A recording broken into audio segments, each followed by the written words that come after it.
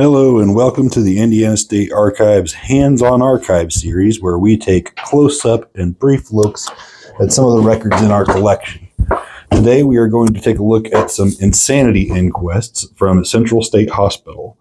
So just like today, the process to be committed to the hospitals goes through the courts. Some people are civilly committed or voluntarily committed or committed by families because they believe that they've become a danger to themselves or the family.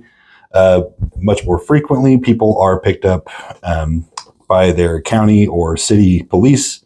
They find that they're unable to take care of the person, or the person is judged insane by the sheriff or police station.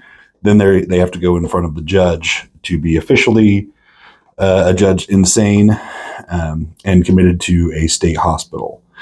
Central State Hospital was Indiana's first state hospital, built in 1849.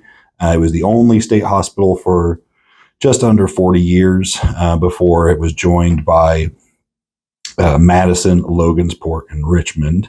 Evansville, Logansport, and Richmond, and then Madison at a later date. So when we look through here, we're going to see these are in alphabetical order. This is Thacker to Thies.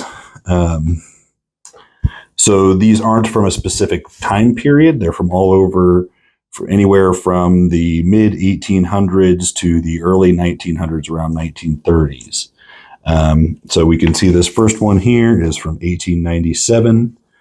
This is essentially the sort of, I would say, second generation of inquest form.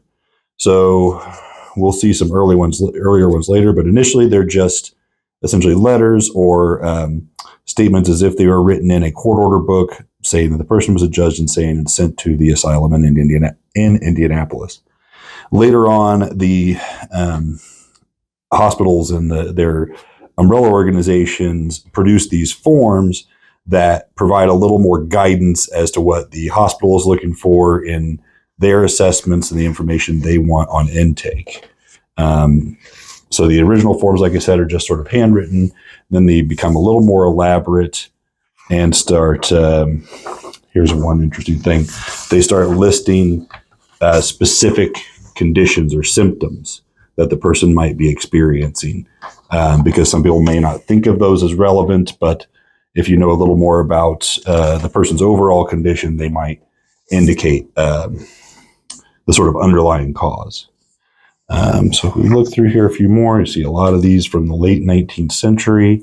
Here, we've gathered together loose records under a single sheet of acid-free paper so that they stay together, and we're not using things like staples or paper clips, which can degrade the records. Here's, again, an even later one compared to the other ones we've seen. Now, these are multi-page affairs, as opposed to just being sort of 4 pages.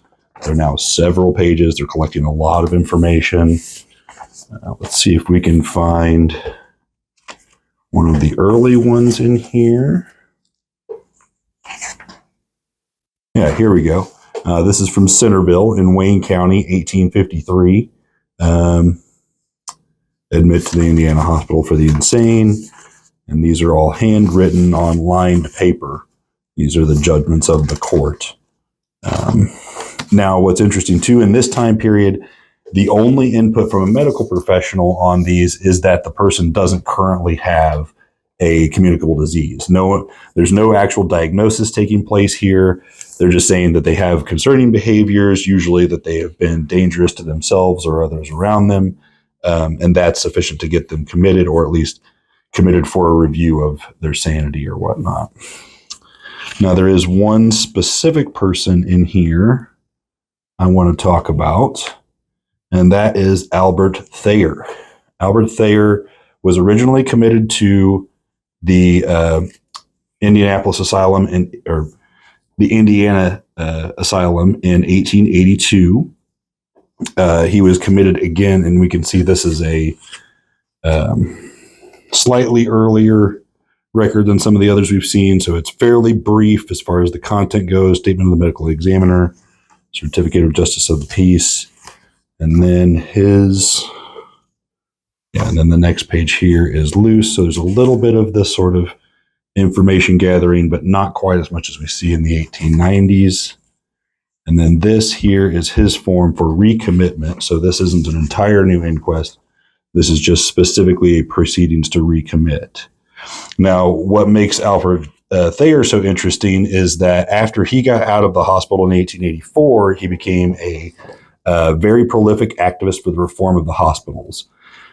He explained that he didn't experience a lot of abuse there because he was higher functioning.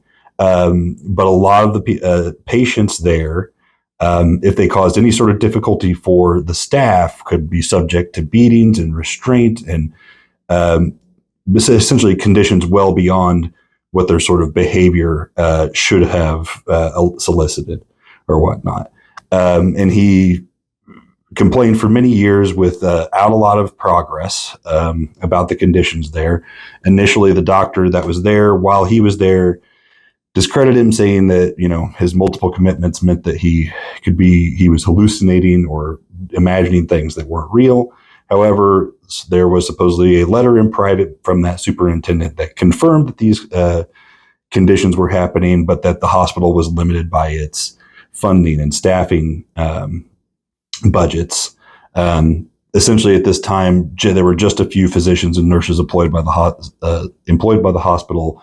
Most of its employees were untrained staff, and that staff made up a large majority of the staff of the workers there.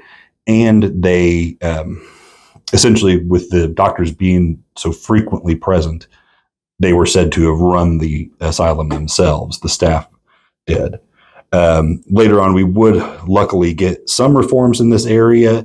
Obviously, there's always more stuff that can be improved, but what greatly improved from this is the professional level of the staff, the training of the staff moving forward. So that is just a quick look at some of the inquest records we have in our collection. This is one folder from one box. This is from box 111 out of this collection in the T's. I believe there are about 130 boxes in this collection. The collection has been used by scholars in the past to research post-traumatic stress disorder in Civil War veterans and the treatment of females in mental institutions at the time and the treatment of African Americans at the time. That's all I have for you today. Join us again next time on Hands on Archives, and we'll take another close-up look at another record.